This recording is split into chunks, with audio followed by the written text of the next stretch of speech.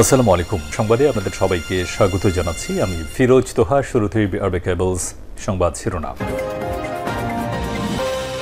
দখলদার ইসরায়েলি বাহিনী এবং নিরীহ ফিলিস্তিনিদের মধ্যে ভয়াবহ যুদ্ধ চলছে।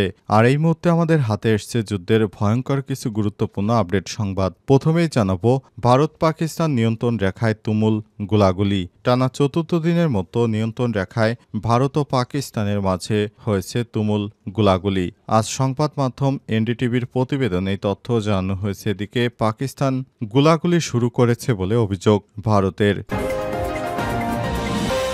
এরপর জানাবো, বিস্ফোরণে কেঁপে উঠল পাকিস্তানের কোয়েটা। নিরাপত্তা বাহিনীর 4 সদস্য নিহত।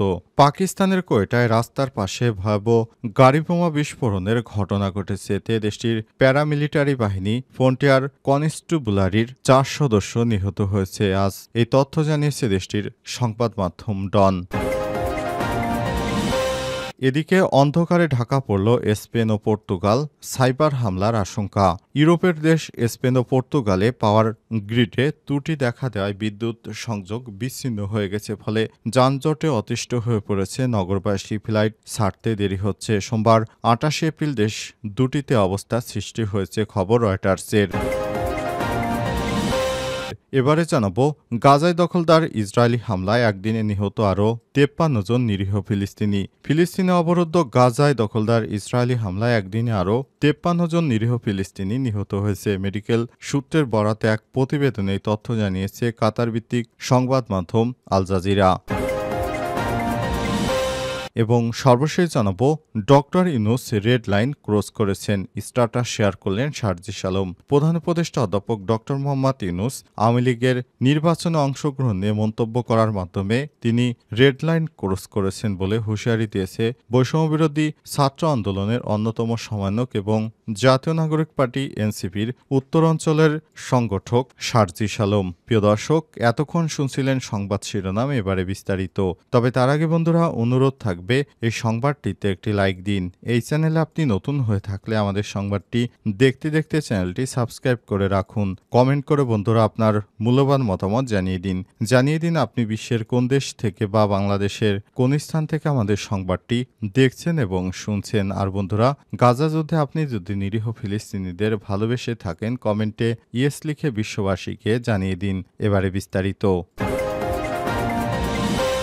পাক ভারত নিয়ন্ত্রণ রেখায় তুমুল গোলাগুলি। টানা চতুর্থ দিনের মতো নিয়ন্ত্রণ রেখায় ভারত ও পাকিস্তানের সেনাবাহিনীর মধ্যে তুমুল গোলাগুলি হয়েছে। আজ গণমাধ্যম এনডিটিভির প্রতিবেদনে তথ্য জানানো হয়েছে। এদিকে পাকিস্তান গোলাগুলি শুরু করেছে বলে অভিযোগ ভারতের সেনাবাহিনীর। আবার পুঞ্চ সেক্টরে পাকিস্তান প্রথমবারের মতো যুদ্ধবিরতি লঙ্ঘন করেছে বলে অভিযোগ ভারতের। অন্যদিকে ভারতের আগ্রাসী আচরণের কারণে ফ্লাইটের নিষেধাজ্ঞার পর এবার সিমলা চুক্তি বাতিলের চিন্তা করছে পাকিস্তান। এমন পরিস্থিতিতে উভয় পক্ষকে দায়িত্বশীল সমাধান খুঁজে বের করার আহ্বান জানিয়েছে যুক্তরাষ্ট্র। অপরদিকে আরবিদ আফসারের রিপোর্ট, জম্মু কাশ্মীরের পেহেলগাম ইস্যুকে কেন্দ্র করে দুই পরাশক্তি ভারত ও পাকিস্তানের মধ্যে উকি দিচ্ছে যুদ্ধ সম্ভাবনা। দুই প্রতিবেশী দেশের সম্পর্ক চরম টানাপোড়েনের মাঝেই টানা চতুর্থবারের মতো নিয়ন্ত্রণ রেখায় দুই পক্ষের গোলাগুলি শুরু হয়। এক বিবৃতিতে ভারতীয় সেনাবাহিনী অভিযোগ করে কুপওয়ারা ও পুঞ্চ জেলার বিপরীতে লাইন অব কন্ট্রোলে পাকিস্তান আগে গুলি ছুড়েছে বলে অভিযোগ করেছে। এতে দ্রুত এবং কার্যকরভাবে ভারতীয় সেনাবাহিনী জবাব দিয়েছে বলে জানিয়েছে তারা। একই সঙ্গে পুঞ্চ সেক্টরে পাকিস্তান প্রথমবারের মতো যুদ্ধবিরতি লঙ্ঘন করেছে বলে অভিযোগ তাদের। এদিকে শুরু থেকেই পহেলগামে হামলায় হাত নেই বলে দাবি করে আসছে পাকিস্তান। তবুও ভারত এই হামলার পিছনে পাকিস্তানকে দায়ী করে পাকিস্তানের সিন্ধু নদী চুক্তি লঙ্ঘন করেছে।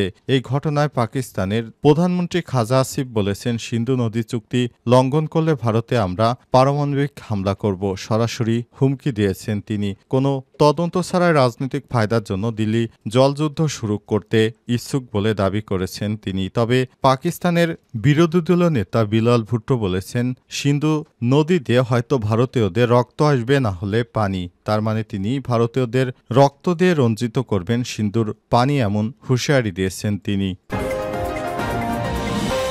বিস্ফোরণে কেঁপে উঠল পাকিস্তানের কোয়েটা। নিরাপত্তা বাহিনীর ৪ সদস্য নিহত। পাকিস্তানের কোয়েটার রাস্তার পাশে ভয়াবহ গাড়ি বোমা বিস্ফোরণের ঘটনা ঘটেছে। এই ঘটনায় সেখানে ব্যাপক বিশৃঙ্খল পরিস্থিতি সৃষ্টি হয়েছে। এতে দেশটির প্যারামিলিটারি বাহিনীর ফ্রন্টিয়ার কনস্টেবুলারির ৪ সদস্য নিহত হয়েছে। আজ এই তথ্য জানিয়েছে দেশটির সংবাদ মাধ্যম দ্য ডন। এই ঘটনার বিষয়ে পুলিশ জানিয়েছে, কোয়েটার মার্কেট এলাকায় নিরাপত্তা কাজে নিয়োজিত একটি গাড়িতে বোমা বিস্ফোরণ হয়। এতে ৪ সদস্য নিহত হয়েছে। এছাড়াও আরও ৩ জন আহত হয়েছে। প্রতিবেদনে বলা হয়েছে, নিরাপত্তা বাহিনী খাইবার পাখতুনখোয়া প্রদেশে একটি সন্ত্রাসবিরোধী অভিযান জোরদার করা হয়েছে। এর পরিপ্রেক্ষিতে ক্রমবর্ধমান আক্রমণের সম্মুখীন হয়েছে নিরাপত্তা সদস্যরা। Hanna Urak station house officer Navid Akhtar বলেছেন, নিরাপত্তা বাহিনীর বোমা নিষ্ক্রিয়করণ স্কোয়াডকে কোয়েটা শহরতলিতে একটি ইম্প্রোভাইজড বিস্ফোরণ ডিভাইস দিয়ে লক্ষ্যবস্তু করা হয়েছে। আহতদের মধ্যে রয়েছে সুবেদার শাহজাহান আমিন, নায়েব সুবেদার আব্বাস, সিপাহী খলিল ও সিপাহী জাহিদ। নিহতদের মধ্যে রয়েছে ল্যান্সনায়েক জাফর, ল্যান্সনায়েক ফারুক এবং সিপাহী খুররম ও সেলিম। আহতদের তাৎক্ষণিকভাবে সম্মিলিত সামরিক হাসপাতাল সিএমএইচে হস্তান্তর করা হয়েছে। নিরাপত্তা বাহিনী এলাকাটি ঘিরে ফেলেছে এবং সন্দেহভাজনদের খোঁজে তল্লাশি অভিযান শুরু করে বলে সংশ্লিষ্টদের বরাতে জানিয়েছে Dawn. Pakistan institute for conflict and security স্টাডিজের একটি প্রতিবেদন অনুসারে মার্চ মাসে সহিংসতা এবং নিরাপত্তা অভিযান তীব্র হয়েছে এবং নভেম্বর ২০১৪ সালে প্রথমবারের মতো জঙ্গি হামলার সংখ্যা ১০০ ছাড়িয়েছে দেশটিতে। অন্ধকারে ঢাকা পড়ল স্পেন ও পর্তুগাল, সাইবার হামলার আশঙ্কা।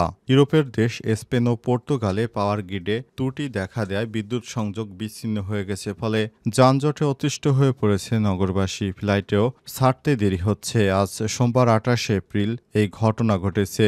দেশ দুটিতে অবস্থার সৃষ্টি হয়েছে বলে জানা গেছে।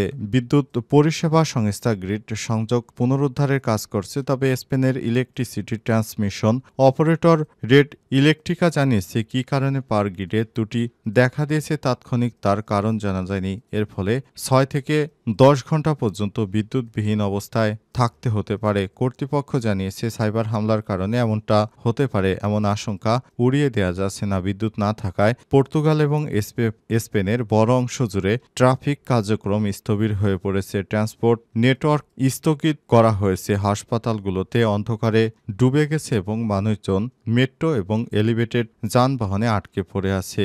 মাদ্রিদের শত শত মানুষ অফিস ভবনের সামনে রাস্তায় দাঁড়িয়ে রয়েছে। এছাড়াও সম্পূর্ণ গুরুত্বপূর্ণ ভবন নিরাপত্তার অংশ হিসেবে অনেক পুলিশ দায়িত্ব পালন করছে। ট্রাফিক কর্তৃপক্ষ লাইট জ্বালিয়ে ট্রাফিক কার্যক্রম চালু রাখার চেষ্টা করছে। বিদ্যুৎ বিভ্রাট সংকট মোকাবেলায় বৈঠকে বসছে স্পেন, পর্তুগালের সরকার। অন্যদিকে ফ্রান্সের কিছু এলাকাতেও এই সমস্যা দেখা দিয়েছে। সমস্যা মোকাবেলায় স্পেন একটি সংকটকালীন কমিটি গঠন করেছে। একটি সূত্র এই তথ্য নিশ্চিত করেছে। স্পেনের প্রধানমন্ত্রী Pedro Sanchez electricity transmission operator Red Electrica নিয়ন্ত্রণ কেন্দ্র পরিদর্শন করে তিনি বলেছেন, দ্রুত সংকট কাটিয়ে ওঠার চেষ্টা করা হচ্ছে। এ অবস্থায় সেখানে ব্যাপক হারে হ্যাকারদের আক্রমণ হওয়ার সম্ভাবনা দেখা দিয়েছে। তাই পুরো শহর জুড়ে রেড অ্যালার্ট জারি করা হয়েছে। Doctor Yunus red line cross করেছেন, স্ট্যাটাস শেয়ার করলেন সার্জিস আলম। প্রধান উপদেষ্টা অধ্যাপক ডক্টর মোহাম্মদ ইউনূস আওয়ামী লীগের নির্বাচনে অংশগ্রহণ নিয়ে মন্তব্য করায় রেড লাইন ক্রস করেছেন এমন বাক্য সম্বলিত এক ব্যক্তির ফেসবুক স্ট্যাটাস কপি করে শেয়ার করেছেন জাতীয় নাগরিক পার্টি এনসিপির উত্তরাঞ্চলের সংগঠক সার্জিস আলম। তিনি ওই ব্যক্তির স্ট্যাটাসটি শেয়ার করেছেন। সেখানে লেখা ছিল, আওয়ামী লীগকে পুনর্বাসন করতে শেখ হাসিনা এবং তার দলকে যদি ডক্টর ইউনূস পুনর্বাসনের সুযোগ দেয় তাহলে তার বিরুদ্ধেও মাঠে নামতে বাধ্য হবে ছাত্র জনতা। আওয়ামী লীগের নির্বাচনে অংশগ্রহণ করা নিয়ে আল জাজিরাকে ডক্টর ইউনূস বলেছেন, তারা নির্বাচনে অংশগ্রহণ করতে পারে, সে ব্যাপারে কোনো বাধ্যবাধকতা নেই। এই কথা বলার পরে এমন স্ট্যাটাসটি সার্জিস আলম দিয়েছেন। জানা গেছে, আল জাজিরাকে এক সাক্ষাৎকারে প্রফেসর ডক্টর মোহাম্মদ ইউনূস জানিয়েছেন, বাংলাদেশে কোনো রাজনৈতিক দলকে নিষিদ্ধের পক্ষে নয় তিনি। সুতরাং আওয়ামী লীগ নির্বাচনে আসবে না আসবে সেটি তাদের বিষয়, আর এ বিষয়ে এখনো কোনো সিদ্ধান্ত নেওয়া হয়নি বলে জানিয়েছেন। এরপরই এসব কথা বলতে বাধ্য হয়েছে শিক্ষার্থীরা।